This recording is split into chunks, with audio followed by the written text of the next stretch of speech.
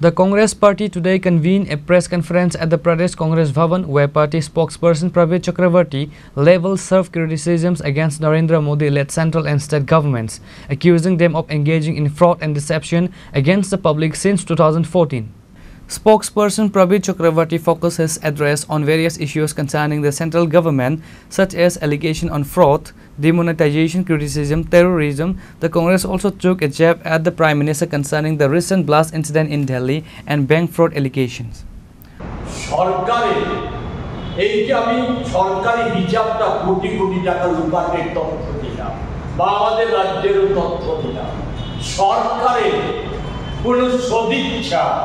कि केंद्रीय सरकार की राज्य सरकार বা ইতিবাচক পদক্ষেপ আছে এই সমস্ত জালিয়াতিগুলি রোধ করার জন্য এই জালিয়াতির তথ্য উদ্ঘাটনের জন্য আমি একটা ছোট্ট উদাহরণ না দিয়ে পাচ্ছি না এই জিএসটি করার পর ভারতবর্ষে সেখানে কি একটা কতগুলি সংস্থা তৈরি হয়েছে সেই সংস্থা কি ক্যাশ ক্রেডিট মানে এক কথা হচ্ছে জালিয়াত সংস্থা আমি সম্পূর্ণ নামটা মনে করতে পারছি না জালিয়াত সংস্থা কতগুলি তৈরি হয়েছে সেই জালিয়াত সংস্থাগুলি 2 বছরের হিসাব যারা জিএসটি নিয়ন্ত্রণ করে সেই নিয়ন্ত্রণকারী সংস্থা 2 বছরের হিসাব সেই জালিয়াতি সংস্থাগুলি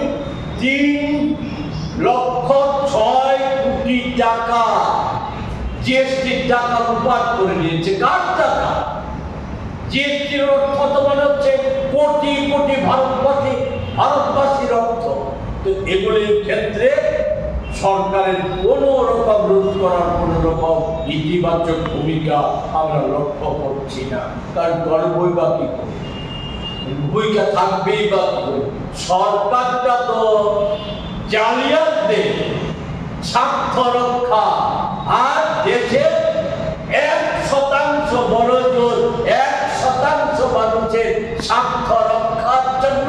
কি কেন্দ্রীয় মোদী সরকার কি রাজ্য সরকার কাজ করছে তাদের যাতে অর্থনৈতিক বুনিয়াদ সে যে কোনো ভাবেই হোক জালিয়াতি করেই হোক নেশা বাণিজ্য করেই হোক পাচার বাণিজ্য করেই হোক সরকারি অর্থ লুট করেই হোক তাদের যাতে অর্থনৈতিক বুনিয়াদ শক্তিশালী হয় বিজেপি দলটা আর্থিকভাবে আরো যাতে সমৃদ্ধশালী হয় তাদের একাংশের নেতা নেত্রীরা তারা যাতে আর্থিকভাবে সমৃদ্ধশালী হয় এটাই হচ্ছে তাদের কর্মসূচি আর জালিয়াতির মাধ্যমে ক্ষমতা দখল করা ক্ষমতায় টিকে থাকা এসব তো আজ আপনারা প্রত্যক্ষ করছেনই সর্বশেষ বিহার নির্বাচনের মধ্য দিয়ে Reporter Pranav from Agartala, Chini Khorang.